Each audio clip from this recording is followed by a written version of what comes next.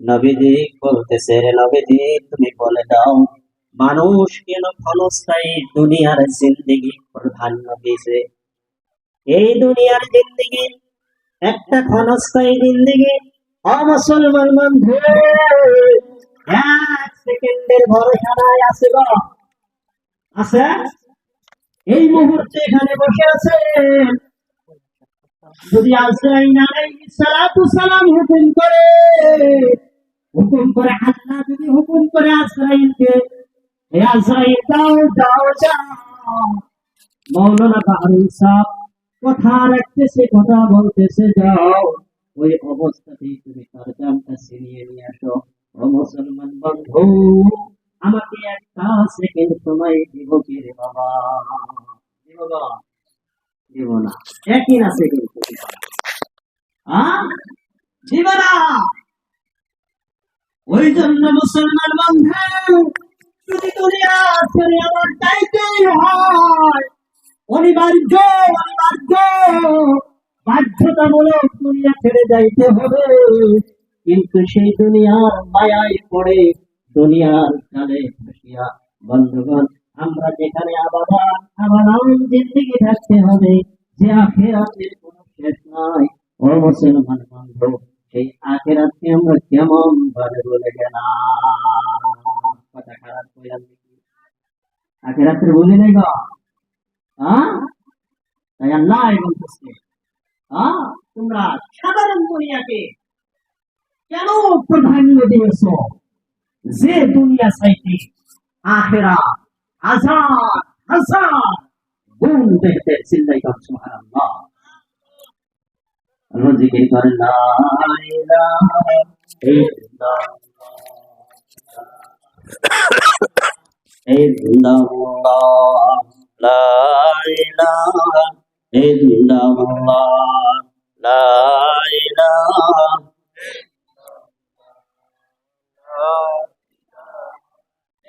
ঠান্ডা বন্দিছ, লা ইলাহা ইল্লাল্লাহ, লা ইলাহা ইল্লাল্লাহু মুহাম্মাদুর রাসূলুল্লাহ সাল্লাল্লাহু আলাইহি ওয়াসাল্লাম।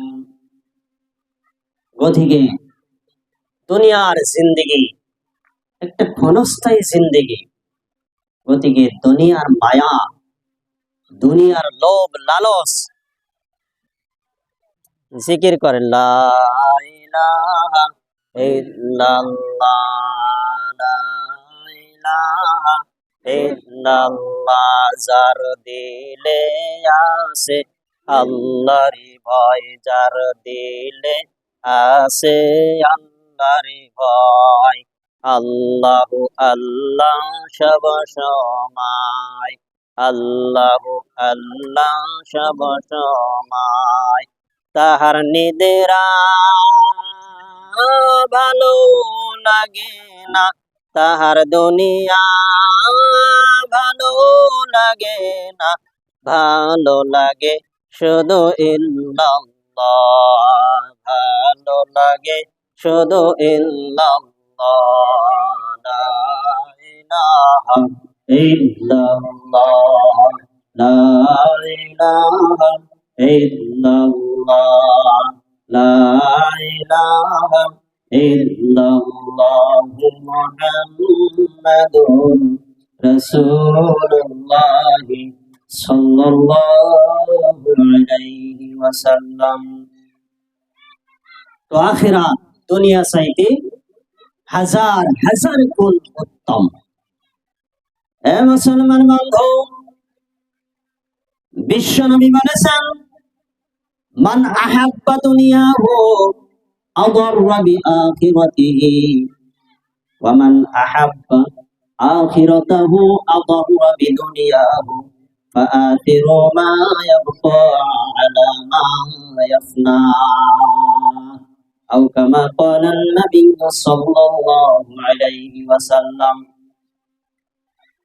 আল্লাহর নবী ঘোষণা করেছেন, যাদের অন্তরে কিঞ্চিত পরিমাণ কি থাকবো, দুনিয়ার মায়া থাকবো দোস্ত বুজুর্গ, ওইজন ব্যক্তি আখিরাত থেকে কি করলো, বরবাদ করে দিল। সাধারণ পরিমাণ যদি দুনিয়ার মায়া অন্তরে থাকে, আখিরাত বরবাদ।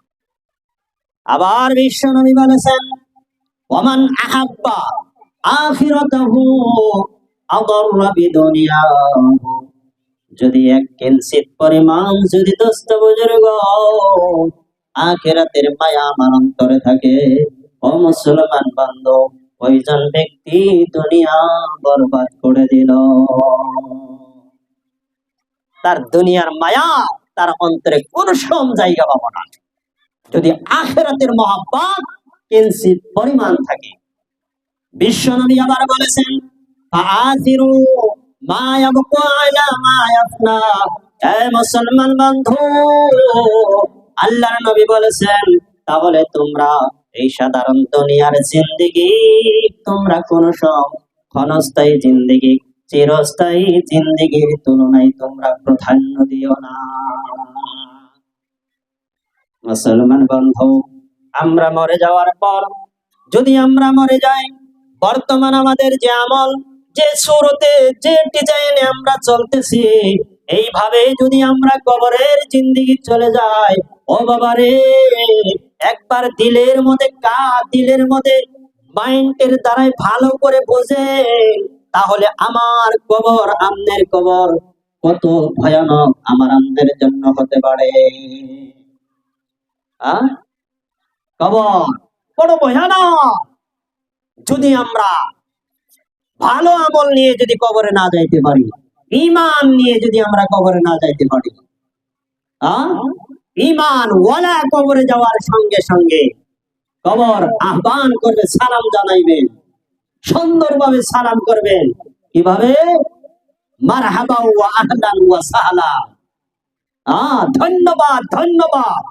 ঈমানওয়ালাকে বলবো, যদি আমরা ঈমান নিয়ে যদি কবরে যাইতে পারি, ঈমানওয়ালাকে কবরে বলবো, ধন্যবাদ ধন্যবাদ, তুমি তোমার ঘরে এসেছো, তুমি তোমার ঘরে এসেছো, আর আমার বুকে তুমি কি করছো? আশ্রয় নিয়েছো। আমি তোমাকে আশ্রয় দিলাম, আমি তোমাকে আশ্রয় দিলাম। কবরে ঈমানওয়ালাকে বলে, ঈমানওয়ালাকে দোস্ত বুজুর্গ। আবার কবরে বলে, আমি তোমাকে আশ্রয় দিলাম, আর এখন তোমার সঙ্গে আমি কেমন ব্যবহার করি, কেমন ভালো ব্যবহার করি, তুমি নিজে স্বয়ং তুমি চোখে দর্শন করতে পারবা।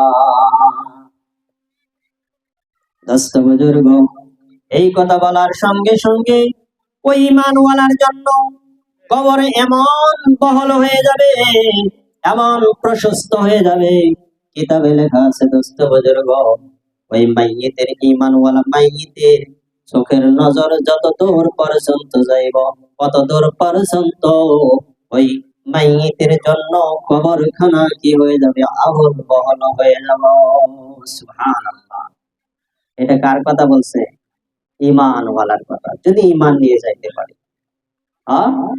আর যদি আমরা বেঈমান হয়ে যাই, আমরা যদি খাঁটি মুসলমান হয়ে, খাঁটি ঈমানওয়ালা হয়ে যদি আমরা কবরের জিন্দেগি না যাই, ও দোস্ত বুজুর্গ, যদি আমরা খাঁটি ঈমানওয়ালা হয়ে যাই, তাহলে কবর আমার জন্য ওই রকম প্রশস্ত হবে। আর যদি বেঈমান হয়ে যায়, তাহলে কবর আমার জন্য কি হয়ে যাবে? একদম সংকীর্ণ হয়ে যাবে। কবর এমন ভাবে, আমি বেঈমান হয়ে যাওয়ার সঙ্গে সঙ্গে এমন ভাবে কবর আমাকে চাবিয়া ধরবে, এমন ভাবে চাবিয়া ধরবে, বলছে দোস্ত বুজুর্গ, বাম পার্শ্বের হাড়গুলো আপনার ডান পার্শ্বের মধ্য দিয়ে আপনার ঢুকে যাবে, ঢুকে যাবে। আর তার জন্য কবরটা একদম সংকীর্ণ হয়ে যাবে। শুধু তাই নয়, ওই বেঈমান মাইয়িতের জন্য কায়ামত পর্যন্ত কি করব? 70 থেকে 99টা সর্প আপনার নিযুক্তি করে দিবেন। যে সর্প এমন বিষাক্তওয়ালা সর্প হচ্ছে তার শ্বাস, তার নিঃশ্বাস যদি আপনার দুনিয়ার জমিনে যদি ফালাইতো, কোন গাছ বৃক্ষ তরুণতা কিছুই চিন্তা থাকতো না। এত বিষাক্ত সাপ 70 থেকে 99টা আপনার জন্য বেঈমান মাইয়িতের জন্য আপনার নিযুক্তি করে দিবে।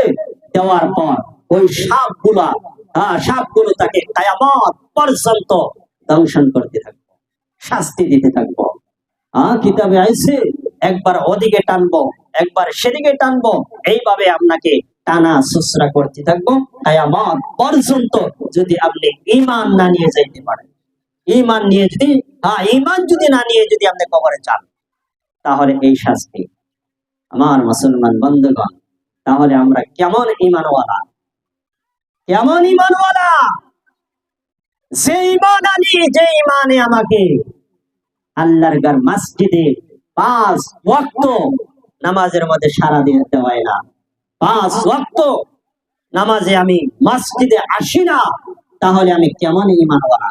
কারণ আল্লাহর নবী ঘোষণা করছেন, যদি কোনো মানুষ 5 ওয়াক্ত নামাজ যদি মসজিদের মধ্যে আসে, 5 বার যদি দিনের মধ্যে কি করে মসজিদের মধ্যে নামাজ পড়ার জন্য আসে, বিশ্ব নবীজি বলেছেন ওইজন ব্যক্তিকে তুমি খাঁটি ঈমানওয়ালা বলে ঘোষণা করো।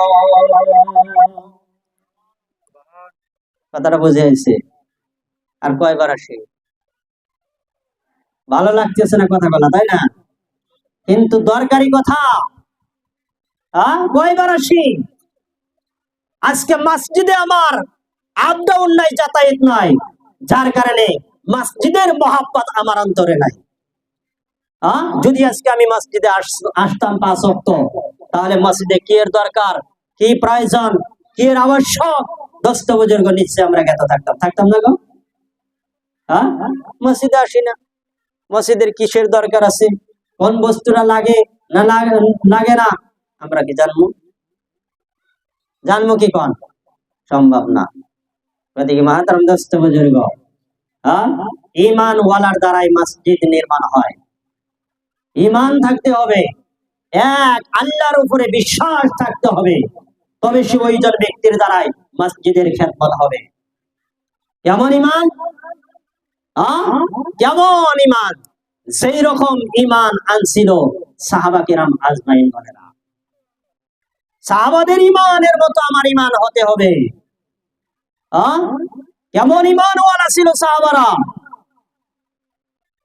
10 জন সাহাবীকে আল্লাহ রাসূল সাল্লাল্লাহু আলাইহি ওয়াসাল্লাম, ভালো করে খেয়াল করে শুনেন ও সোনার বন্ধুগণ, পর্দানিশীল মা, ঈমান কাকে বলা হয়, ঈমানের জজ্বা কাকে বলা হয়? 10 জন সাহাবীকে আল্লাহ রাসূল সাল্লাল্লাহু আলাইহি ওয়াসাল্লাম কি করলেন? আপনার দ্বীন প্রচারের জন্য পাঠাইলেন। তার মধ্যে হয়তো 7 জন সাহাবীকে আপনার শহীদ করে দেওয়া হলো। থাকলো কয়জন গো? 10 জনের ভিতরে 7 জন গেলে কয়জন থেকে? আওয়াজ দেখুন, কয়জন থেকে? 3 জন।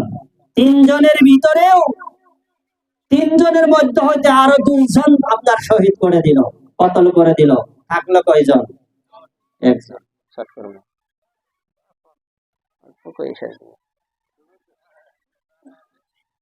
তো থাকলো কয়জন গো?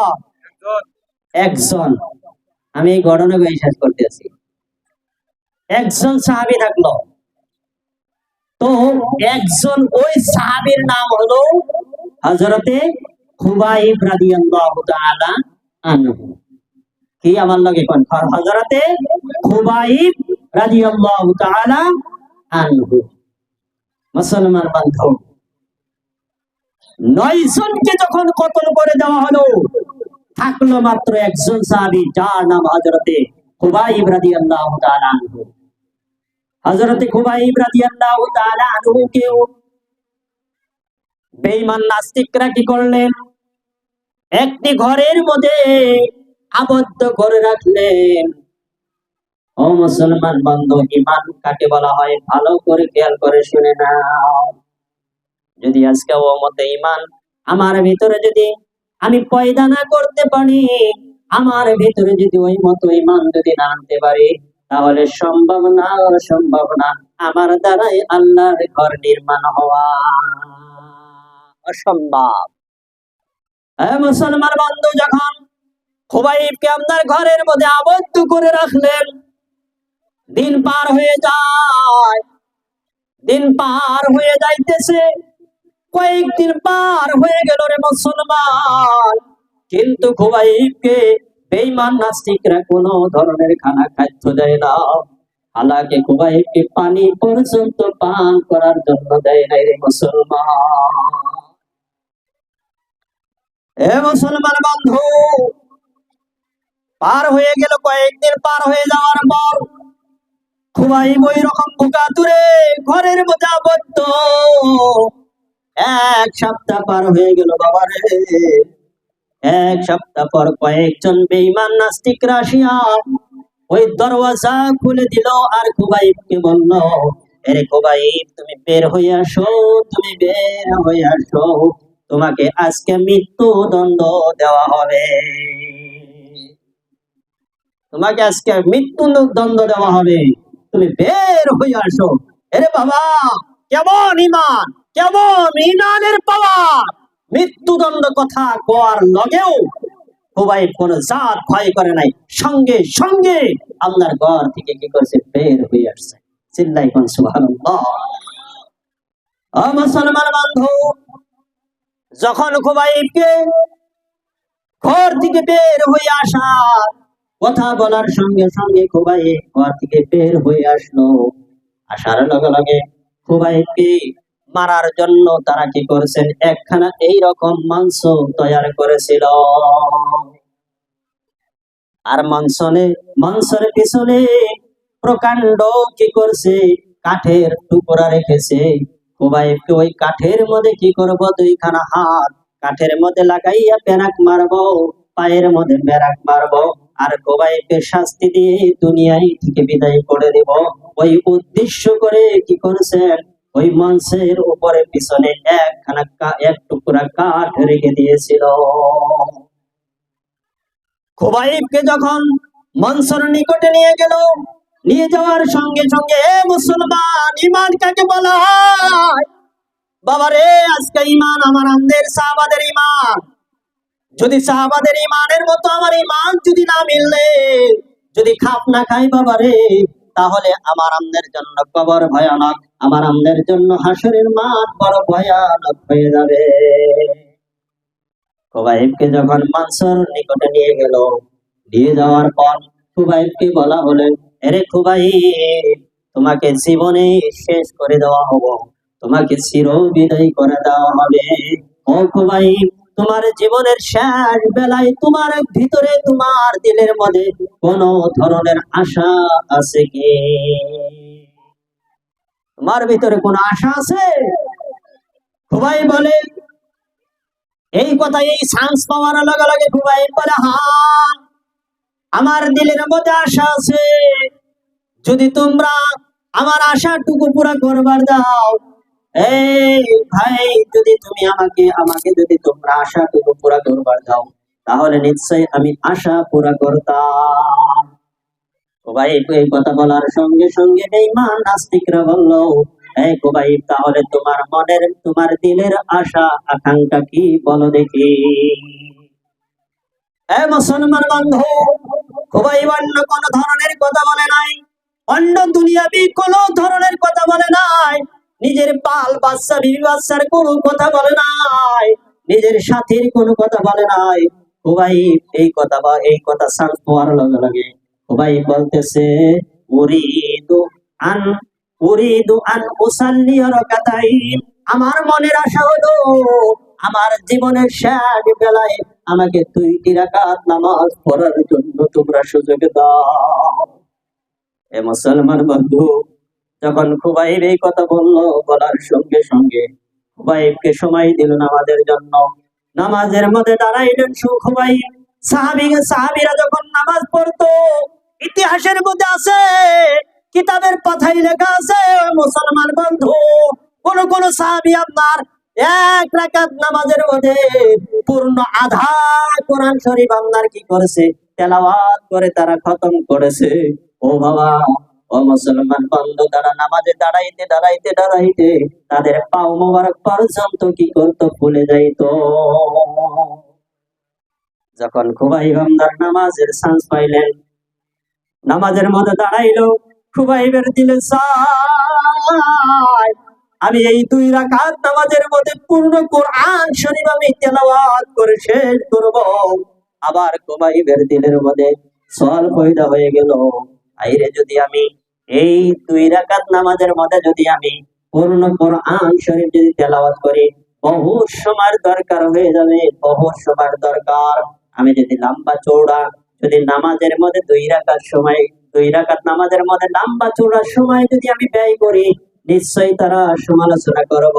একজন মুসলমান মৃত্যুকে ভয় করিয়া 2 রাকাত নামাজের মধ্যে অনেক সময় কি করতেছে, কাটাইতেছে। হ্যাঁ, খুবাইবের ভাব দিলের মধ্যে এই ধারণা আসিয়া গেল।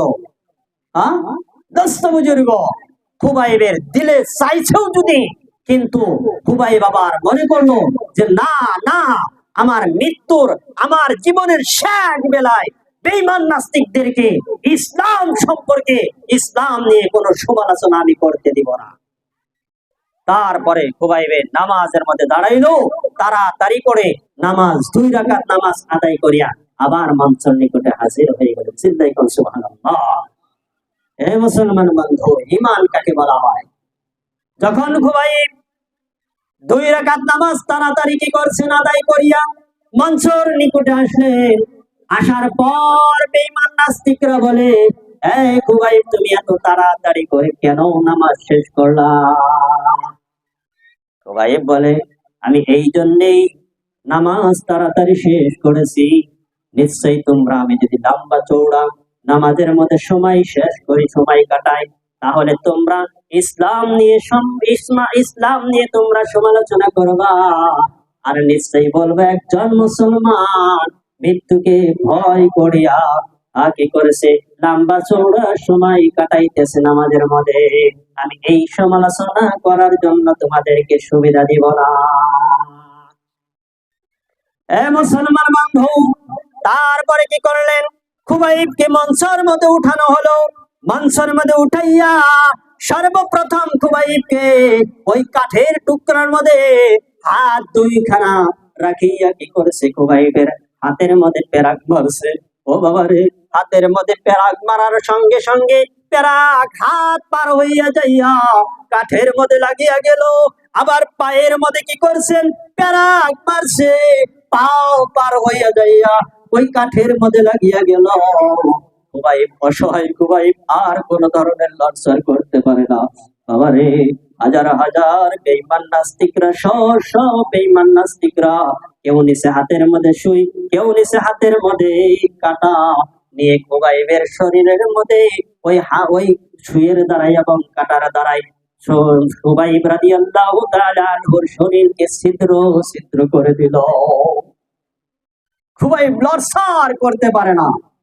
হে মুসলমান বন্ধু, এই রকম ভাবে যখন খুবাইবের শরীর ছিদ্র ছিদ্র করে দিল, ও মুসলমান বন্ধু, হঠাৎ করে একজন কাফের, তার মধ্যে একজন কাফের আসিয়া খুবাইবকে কানে কানে বলে, ও খুবাইব, যদি তুমি তোমার এই মুহূর্তে, এই জীবনের শেষ বেলায় যদি তুমি তোমার জবান মোবারক দিয়া একটি বাক্য তুমি যদি বলতে পারো, একটি কথা যদি বলতে পারো, তাহলে তোমাকে জীবন দান করা হবে, তোমাকে জীবনে মারা হবে না, তোমার জীবন শেষ করা হবে না।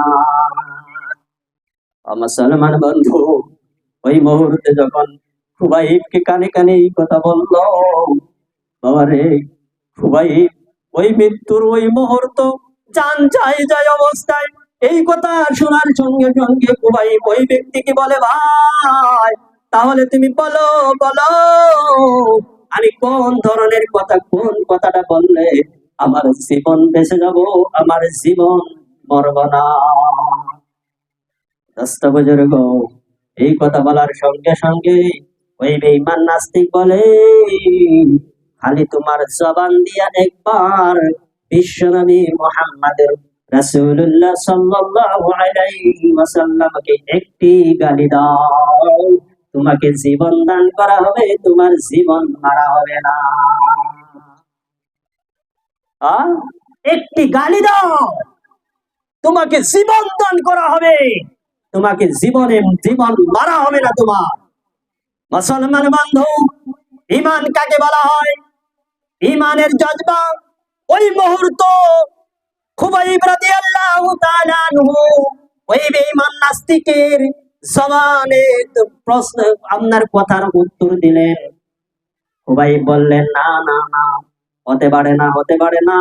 আমি বিশ্বনবীর মহাব্বত নিয়ে আমার চিরবিদায়ী হতে চাই, আমি ঈমান নিয়ে চিরবিদায়ী হতে চাই, কিন্তু আমি মুহাম্মদকে গালি দিয়ে আমার জীবন বাঁচাইতে চাই না। এইরকম জীবন যদি আমার হাজার হাজার জীবন দান করা হয়, তথাপি আমার জবান দিয়ে আমি মুহাম্মদকে গালি দিতে পারি না। মুসলমান বান্ধব, এইভাবে কি হয়ে গেল? চির বিদায় হয়ে গেল, ঈমান নিয়ে গেল, কিন্তু নবীর মহাব্বত নিয়ে চলে গেল। দোস্ত বুজুর্গ, আর আজকে আমাদের ঈমানের পাওয়ার খাপ খাই গো মিলে, কথা কন না, মিলে? মিলে না। যদি মিলতো সাহাবাদের ঈমানের নেই, যদি আমার ঈমান যদি হতো, তাহলে আল্লাহর ঘর কোন বিরান থাকতো না। এই জামাতে সাথী ভাইরা আইছে, আমার মহল্লা তো আছে এক জামাত। আরে বাবারে, আফসোসের বিষয়, আমি আজকে জোহরে আসিলাম না, জোহরের নামাজে আসিলাম না, সাথী ভাইরা বলছে একজন মুক্তাদিও নাই। হালাকি আমার মহল্লা সব ঘরের উপরে আছে। এই হলো অবস্থা আমাদের। কারণ কি জানেন? ঈমান দুর্বল, ঈমান বানাইতে পারি নাই। গতিকে মুসলমান বন্ধু, এই ঘরের লগে সম্পর্ক করা লাগবে। এই ঘরের লগে সম্পর্ক করার কারণ, কোন মানুষের, কোন মহল্লার যদি কোন ব্যক্তির জান কবজ করার জন্য আজরাইল আসে, সর্বপ্রথম আপনার কি করে? আল্লাহর ঘরের মধ্যে প্রবেশ করে। চিল্লাই কোন সুবহানাল্লাহ। আর আল্লাহর ঘরকে সওয়াল করে, আল্লাহর ঘরকে জিজ্ঞাসা করে, আমি অমুক ব্যক্তির, আল্লাহর হুকুমে অমুক ব্যক্তির, অমুক নামের অমুক ব্যক্তির আমি জান নেওয়ার জন্য আসছি, তোমার সঙ্গে কি ওই ব্যক্তির কোনো সম্পর্ক ছিল? আল্লাহর ঘরকে আজরাইলকে বলে, তোমার সঙ্গে ওই ব্যক্তির, ওই আব্দুল্লাহর ছেলে মুবারক আলীর তোমার সঙ্গে কোন সম্পর্ক ছিল? যদি মসজিদে সাক্ষী দেয়, হ্যাঁ আমার সঙ্গে সম্পর্ক ছিল, দোস্ত বুজুর্গ, আপনার জানটা কিতাবের মধ্যে লিখছে। আহমদ আলী হুজুর রহমতুল্লাহ আলাইহি কিতাবের মধ্যে লিখছে সাকরাতুল মাউত, দোস্ত বুজুর্গ, কবরের আযাব সম্পর্কে একটা কিতাব লিখছে। ওখানে লিখছে, কইছে মসজিদে যদি আপনার সাক্ষী দেয়, হ্যাঁ আমার সঙ্গে মুবারক আলীর সম্পর্ক আছে, কইছে আপনার জানটা, আপনার আত্মাটা আজরাইলে এমন ভাবে বাহির করব, দোস্ত বুজুর্গ, আপনি কোন সত্যি পাইবেন না, ভূমি পাইবেন না। চিল্লাই বললেন সুবহানাল্লাহ। তাহলে এই ঘরের লগে সম্পর্ক করার দরকার আছে না নাই? কোন আছে না নাই? কোন জানের দ্বারাই, মালের দ্বারাই, সময়ের দ্বারাই, সময় দিতে পারেন নাই, একটা কথার দ্বারাই যদি এই ঘরকে যদি নির্মাণ করেন, নির্মাণ করার যদি একটা কথার দ্বারাই যদি সহায় করেন, দোস্ত বুজুর্গ, বিশ্ব নবীজির ঘোষণা, কিয়ামতের দিবস এই ঘর আমাদের জন্য সাক্ষীর কারণ হইয়া দাঁড়াইব। চিল্লাই কোন সুবহানাল্লাহ। গতিকে আমি অনুরোধ করি, এই ঘর নির্মাণ করার জন্যই আজকের জলসা। দুনিয়ার সব কিছু ধ্বংস হয়ে যাবে, সব কিছুই আপনার নিস্তেনাবুদ হয়ে যাবে, আল্লাহর ঘর ধ্বংস হবে না, আল্লাহর হাবিবের ঘর মাদ্রাসা ধ্বংস হবে না। তারা বলবে কি জানেন? জিবরাইলকে আল্লাহ বানাইবেন, হে জিবরাইল যাও, আমার হুকুমে সবকিছু ধ্বংস হয়ে গেল, কিন্তু আমার ঘর আর আমার হাবিবের ঘর কেন ধ্বংস হইতেছে না? তখন জিবরাইল আসিয়া সর্বপ্রথম আল্লাহর ঘরকে সালাম করিয়া জিজ্ঞাসা করব, হে আল্লাহর ঘর মসজিদ, তুমি কেন ধ্বংস হইতেছ না তোমার মালিকের হুকুমে? তখন আল্লাহর ঘর বলবে, হ্যাঁ আমি ধ্বংস হবে জিবরাইল, তুমি সাক্ষী থাকো, আমি ধ্বংস হবে। যে সমস্ত মানুষ যারা আমাকে নির্মাণ করার জন্য মেহনত করেছে, সহায় করেছে, যারা আমাকে নির্মাণ করেছে এবং যারা আমাকে দেখভাল করেছে, আমাকে সাফ সুতরা করে রেখেছে, আমার বুকে আসিয়া যারা কি করেছে, আমাকে খোরাক দিয়েছে, আমার আল্লাহ তাবারক ওয়া তাআলা আমার মালিকের কি করেছে, ঘোষণা করেছে, তাদেরকে যতক্ষণ পর্যন্ত আমার আল্লাহ জান্নাতের ঘোষণা না করবো আমার মালিকে, ততক্ষণ পর্যন্ত আমি মসজিদ ঘর ধ্বংস হতে পারি না। ও মুসলমান বন্ধু, এই খবর নিয়ে জিবরাইল আল্লাহর দরবারে চলে যাবে, আল্লাহকে বলবে, হে বারিলাহি তাআলা, তোমার ঘর এইরকম ভাবে আবদার জানাইছে।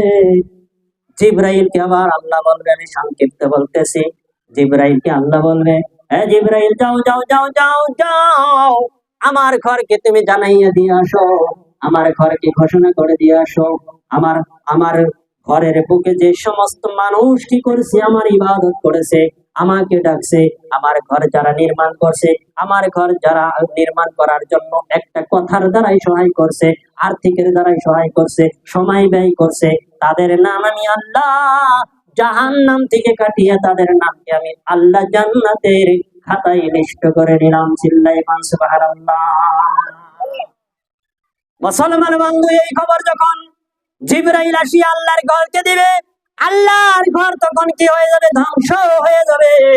ওই রকম ভাবে আল্লাহর হাবিবের ঘর মাদ্রাসাকে জিজ্ঞাসা করবে, মাদ্রাসা এরকম বলবে, যারা আমার বুকে কি করছে, শিক্ষা দান করেছে, যারা শিক্ষা দিছে, আবার যারা শিক্ষা দিয়েছে, যারা শিক্ষা নিয়েছে, তাদেরকে শিক্ষা নেওয়ার জন্য, শিক্ষা দেওয়ার জন্য যারা সহায় সহযোগিতা করেছে, যারা দান খয়রাত করেছে, যারা তাদেরকে কি করেছে, দেখভাল করে রেখেছে, তাদেরকে যতক্ষণ পর্যন্ত আমার আল্লাহ জান্নাতের ফয়সালা করবে না, ততক্ষণ পর্যন্ত আমি আল্লাহর হাবিবের ঘর মাদ্রাসা ধ্বংস হতে পারি না।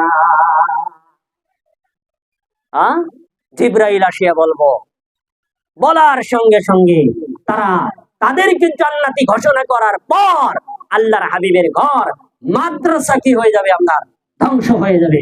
তাহলে এই ঘরের খ্যাতমত করলে, এই ঘর নির্মাণ করলে আমাদের লাভ আছে না গো?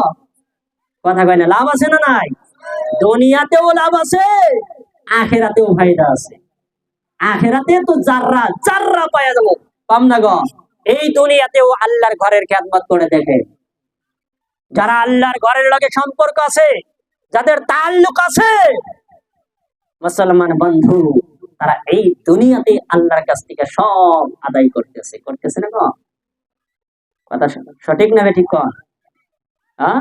করতেছে।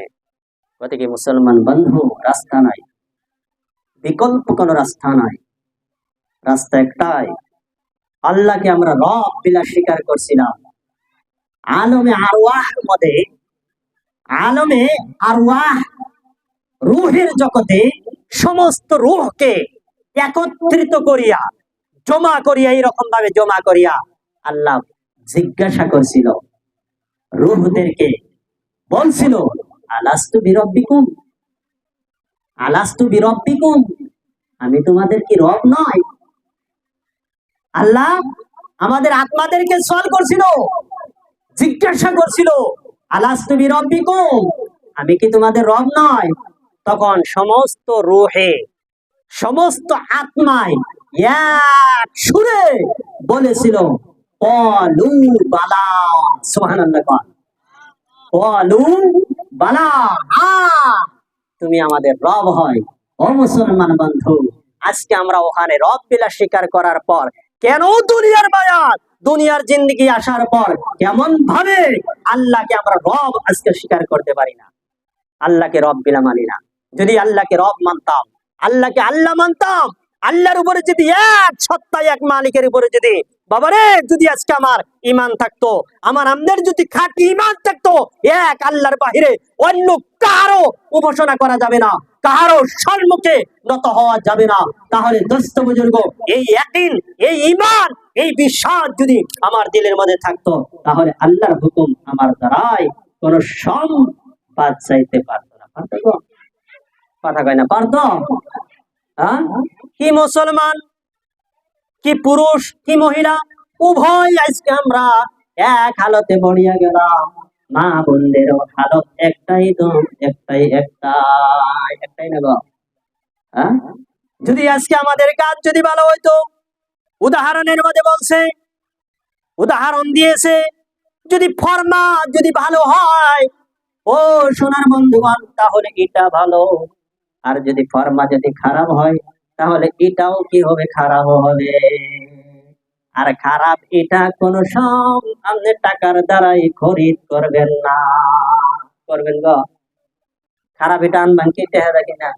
কষ্টের টাকা নাকি কন? হ্যাঁ, ওই জন্যই বলছে যদি ফর্মা ভালো হয় তাহলে এটা ভালো, আর যদি এটা ভালো হয় তাহলে এটার দাম যতই থাকুক না কেন দোস্ত বুজুর্গ, ওই এটা আপনি খরিদ করবেন। আর যদি ফর্মা ভালো না হয়, এটা ভালো হবে না, ওই খারাপ এটা কোন সম টাকার দ্বারাই খরিদ করবেন না। আজকে আমাদের মা বোনের হালত খারাপ। মা বোন, ও পর্দানিশীল মা গো, যদি তোমরা ভালো হয়ে যাও, নিশ্চয় তুমি যদি ভালো হয়ে যাও, তোমার স্বামী যত খারাপই হোক না কেন, তোমার স্বামী যতই নষ্ট হোক না কেন, নিশ্চয়ই তুমি যদি আমলদারি হয়ে যাও, তুমি যদি একজন নামাজি হয়ে যাও, তুমি যদি ঈমানওয়ালা হয়ে যাও, তুমি যদি ফাতেমার মতো যদি তোমার জিন্দেগি হয়ে যায়, তোমার স্বামীকে ভালো করার জন্য একদম একটা সেকেন্ডের ব্যাপার, এক সেকেন্ডের ব্যাপার না গো। হ্যাঁ, ইতিহাস অনেক আছে। যদি কোনো মহিলা, মা বোন যদি আছেন, আমি মুখতাসার কয়টি কথা কয়ে শেষ করতেছি, যদি মা বোন আছেন ভালো করে দিলের কান লাগায় শুনে যান। যদি কোনো মহিলা চারটি গুণ যদি আপনার গুণান্বিত হতে পারে, চারটি আমল যদি ভিতরে থাকে, ওই মহিলা কিয়ামতের দিবস ওই মহিলার জন্য আল্লাহর জান্নাতের 8টা দরওয়াজা খোলা থাকবে। আর 8টা দরওয়াজার যে দরওয়াজাটা ইচ্ছা হয়, ওই দরওয়াজাটা ডাইরেক্টলি কি করবো? আল্লাহর জান্নাতে প্রবেশ করিয়া আল্লাহর জান্নাতের মেহমান হয়ে যাবে। চিল্লাই কোন সুবহানাল্লাহ। চার গুণের কথা কমুকে কোন যাব? চারটি গুণ হলো, এক নম্বর গুণ হলো, যদি কোন মহিলা 5 ওয়াক্ত নামাজ আদায় করে, কি করে? 5 ওয়াক্ত নামাজ আদায় করে। আবার 2 নম্বর গুণের কথা কইছে, যদি কোন মহিলা মাহে রমজান পাইলো, মাহে রমজান সম্মুখে আসতেছে, ও সোনার বন্ধুগণ, মাত্র একটা সপ্তাহ সময় আছে, পবিত্র মাস আসতেছে। পবিত্র মাস সম্পর্কে আমার পূর্বের বক্তা কিছু সংকীর্ণ কিছু কথা সংক্ষিপ্ত হয়ে গেছে। বড় মূল্যবান মাস, তাই না গো? হ্যাঁ, প্রত্যেকটা বস্তু, প্রত্যেকটা সব আল্লাহ কি করবো? ডাবল ডাবল বান্দার নামায় আর আমলের মধ্যে আল্লাহ দান করবো। চিল্লাই কোন সুবহানাল্লাহ। হ্যাঁ, ইফতার করবেন আলাদা সব, সুবহানাল্লাহ বলেন না? সেহরি খাইবেন আলাদা সব, সুবহানাল্লাহ। তারপরে দোস্ত বুজুর্গ, হ্যাঁ, প্রত্যেকটা আমলের সব আলাদা আলাদা রেখেছে। মাহে রমজানের ফজিলতের কারণে দোস্ত বুজুর্গ বেতের নামাজ জামাতে রাখছে, রাখে নাই গো? তাহাজ্জুদের নামাজ জামাতে পড়তে পারবেন, কারণ জামাতে যদি নামাজ পড়েন, 1 রাকাত নামাজ যদি আপনি ঘরে পড়েন, একলা 1 রাকাতের সব পাইবেন, তাই পাইবেন না গো? আর জামাতের সহিত যদি 1 রাকাত নামাজ পড়েন, কয় রাকাত সব, কয় রাকাত নামাজের সব পাওয়া যায়? কোন কোন রাওয়ায়াতের মাঝে আছে 25, কোন কোন রাওয়ায়াতের মধ্যে আছে 27 রাকাত নামাজের সওয়াব পাওয়া যায়। হ্যাঁ, যার কারণে জামাতের সব হাসিল করার জন্য তাহাজ্জুদের নামাজও মাহে রমজানে কি করছে? হ্যাঁ, আল্লাহ তাবারক ওয়া তাআলা সুন্দরভাবে জামাতে আদায় করার জন্য সুযোগ দান করেছে, যাতে আমরা জামাতের সব পাই। চিল্লাই কোন সুবহানাল্লাহ। তো মুসলমান বন্ধু, 2 নম্বর গুণ, কোন মহিলার ভিতরে যদি মাহে রমজানের মাস পাওয়ার পরে যদি পূর্ণভাবে ইখলাসে নিয়তে আল্লাহকে রাজি খুশি করার জন্য যদি মাহে রমজানের রোজা রাখে, এই হলো 2 নম্বর গুণ। 3 নম্বর গুণ হলো নিজেকে নিজে, অর্থাৎ নিজেই নিজেরে আল্লাহর যাবতীয় একটা কথাতেই বুঝাইলাম যে যাবতীয় সমস্ত খারাপি কাজ থেকে যদি নিজেকে নিজে কি করে বাঁচাইয়া রাখে, নিজেকে নিজে বাঁচাইয়া রাখে, দোস্ত বুজুর্গ, 4 নম্বর গুণ হলো যদি নিজের স্বামীর অনুসরণ করে, স্বামীর অনুসরণ করে, অর্থাৎ স্বামীকে মানে, স্বামীর কথা মোতাবেক কি করে জিন্দেগি চালায়। এই 4টি গুণ যদি কোনো মহিলার ভিতরে থাকে, কোন নারীর ভিতরে থাকে, পর্দানিসীন মা যদি শুনছেন ভালো করে শুনে যান, বিশ্ব নবীজির ঘোষণা, আমার কথা নয়, আমি বানাইয়া বলি নাই, ওলামায়ে কেরাম আছে। হ্যাঁ, মুসলমান বিবি একটা কিতাব আছে, মুসলমান বিবি একটা কিতাব আছে, ওই কিতাবের মধ্যে আছে দোস্ত বুজুর্গ, এই 4টি গুণ নিয়ে যদি কোনো নারী যদি কবরের জিন্দেগি যায়, হাসরের ময়দানে যদি আপনার হাজির হয়, তার জন্য আল্লাহর জান্নাতে 8টা দরওয়াজাই খোলা থাকবো, যে দরওয়াজাটা ইচ্ছা হয় সেই দরওয়াজাটাই কি করব, জান্নাতে প্রবেশ করতে পারবো। চিল্লাই সুবহানাল্লাহ। আছে এই গুণ? আছে আমার মুসলমান বন্ধু।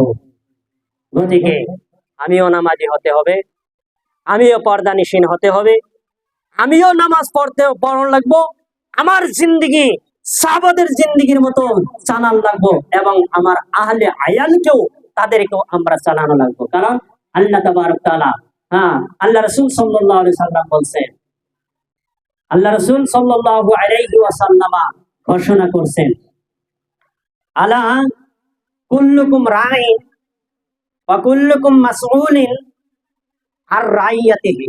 আল্লাহ নবী বলছেন যে প্রত্যেক গার্জিয়ানকে, প্রত্যেক মালিককে, আমাদের আওতার ভিতরে যতজন সদস্য আছে, ওই সদস্য সম্পর্কে আপনাকে প্রশ্ন করব, জিজ্ঞাসা করব। যদি আপনি সঠিক অ্যান্সার দিতে পারেন তাহলে বাঁচবেন। আর যদি আপনি গার্জিয়ান যদি সঠিক অ্যান্সার যদি আপনার ছেলে সম্পর্কে, আপনার মেয়ে সম্পর্কে, আপনার বিবি সম্পর্কে, আপনার আওতার ভিতরে আপনার অধীনস্থ যে সমস্ত মানুষ আসিল তাদের সম্পর্কে যদি সঠিক অ্যান্সার না দিতে পারেন, একটা কদম পর্যন্ত আপনি উঠাইবেন দূরের পর্দা, কদম পর্যন্ত নড়চড় করতে পারবেন না। সঠিক অ্যান্সার দিতে হবে, বাঁচবেন না গো। বাঁচবেন কি? বাঁচবেন কি? জন্ম দিছেন আর তাদেরকে জদাই মদাই ছেড়ে দিছি, আমি জন্ম দিছি আমার ছেলেকে জদাই মদাই ছেড়ে দিছি না বাবা, আমার ছেলে সম্পর্কে আমার জব দিতে হবে। কারণ বাবার ছেলের উপর একটা পাওয়ার থাকে, থাকে না গো? থাকে না নাই কোন পাওয়ার থাকে। তো যাই হোক, হুজুর কলম ধরছে, কথা বলতে গেলে অনেক কথা আসে, কিন্তু সময়ের প্রয়োজন হয়। আমি অনুরোধ করি, কিছু কথা রাখলাম, যদি আমল করেনওয়ালা কথা আছে আমলে লাগাইবেন, আমল করেন, আমল করেন, আর সময় নাই কিন্তু। তাই আমার একদম নিকটবর্তী, যতই কর না কেন আল্লাহ রাসূল সাল্লাল্লাহু আলাইহি ওয়াসাল্লামে কিয়ামত যে হবে তার সম্পর্কে কিছু আলামতের কথা কয়ে গেছে। তার মধ্যে যেমন নাকি কিছু সংখ্যক আলামত ইতিমধ্যে অধিকাংশ শুরু হয়ে গেছে, কিছু বাকি আছে। গুনাহ হবে, মানুষে গুনাহ করবে একদম খুল্লম খোলা। কি গো, খুল্লম খোলা গুনাহ শুরু হয়েছে না নাই কোন? নাচ গান খুল্লম খোলা হবে, নাচ গান বেশি হবে দুনিয়ার বুকে, হয়েছে না নাই কোন? হয়েছে না ব্যাপারী সাহেব? তারপরে কইছে সন্তানে মা বাবাকে মানবে না, সন্তানে মা বাবাকে মানবে না, এটা কিয়ামতের আলামতের ভিতরে বড় আলামত। সন্তানে মা বাবাকে মানবে না। মুসলমান বন্ধু, একবার ঘুমাই দেখেন, একবার দিলের মধ্যে দিলের মধ্যে অল্প ফিকির করে দেখেন, কয়জন সন্তানে বর্তমান মা বাবাকে মানতে আছে। আজকে শাদী করার লগে লগে মা বাবা হই লাগেছে। এই বিষয় কবার গেলে অনেক কথা। মা যে কত বড় বস্তু, বাবা যে কত বড় বস্তু আমরা বুঝি না। যার বাবা নাই, যার মা নাই, হে বুঝতে আছে। তো কইছে সন্তানে মা বাবাকে মানবো না। দোস্ত বুজুর্গ, তারপরে কইছে কিয়ামতের আলামত। তারপরে কইছে কি জানেন? যারা মনিব ছিল, যারা মালিক ছিল, তারা আল্লাহর গোলাম হবে, আর যারা গোলাম ছিল, গোলাম আল্লাহর কি হবে? মানিব হবে। বিশ্ব নবীজির ঘোষণা, আল্লাহ রাসূল সাল্লাল্লাহু আলাইহি সাল্লাম বলছেন। হইছে না গো? আমাদের বাড়িতে, আমি নাম মেনশন করে কই না, অনেকজন আমরার বাড়িতে বছর কি বছর কামলা খাচ্ছে, তারা আজকে গ্রামের মাতবর, আর তারা আজকে বড় বড় নেতা, আর তাদের বাচ্চা আজকে গোলাম। দোস্ত বুজুর্গ তারা গোলাম রাখছে, যারা যারা তাদের গোলাম ছিল, হ্যাঁ, তারাই আজকে তাদের গোলাম। চিন্তা করছেন, এই একটা কিয়ামতের আলামত, একদম সহি কথা। গতিকে বাবা কিয়ামত আনওয়ালা, একদম আন করিব, আন করিব, একদম আনওয়ালা। গতিকে আমরা আর দুনিয়ার বুকে ঘুমাই থাকার আর সময় নাই, সময় নাই। আমরা যে কইতেছি সময় আছে, সময় আছে, না না বাবা, ভুল ধারণা। সময় নাই, সময় নাই, একদম সংকীর্ণ সময়, একদম সময় নাই। আমি অনুরোধ করি, বাকিয়া জিন্দিগি যা করছি করছি, আইন্দা জিন্দিগি আমার আল্লাহ যতদিন আল্লাহ হায়াত দেয়, যতদিন আমাকে হায়াত দেয়, আল্লাহ জ্ঞানটা আমার মাইন্ডটা সুস্থ রাখে, যাতে আমরা কি করি, আল্লাহ ও আল্লাহ রাসূলের হুকুম মোতাবেক চালানোর জন্য চেষ্টা করি, নিজেও যাতে চালাই এবং আমার আওতার ভিতরে যারা আছে, আমার অধীনস্থ যারা আছে, তাদেরকেও চালানোর জন্য আমরা তাকিদ চালাবো, নাকি কন? তো আমি আর এই পর্যন্তই বলে আমার বক্তব্য আমি শেষ করলাম। গতিকে আমার জন্য দোয়া করবেন, আমিও আপনাদের জন্য দোয়া করব, যাতে মরতে দম পর্যন্ত ইমানের উপরে ইমানি মেহনত যাতে করে যেতে পারি, এবং মৌতের সময় যাতে আল্লাহ বিশ্ব নবীজি জবান পাকের কালিমা তাইয়্যিবা লা ইলাহা ইল্লাল্লাহ মুহাম্মাদুর রাসূলুল্লাহ পড়ে পড়ে যাতে আল্লাহ খাতেমা বিল মাউত দান করে। তো এই পর্যন্ত আমি বলে আমার বক্তব্য আমি শেষ করলাম। আমার জন্য দোয়া করবেন। ওমা আলাইনা ইল্লাল বালাগ।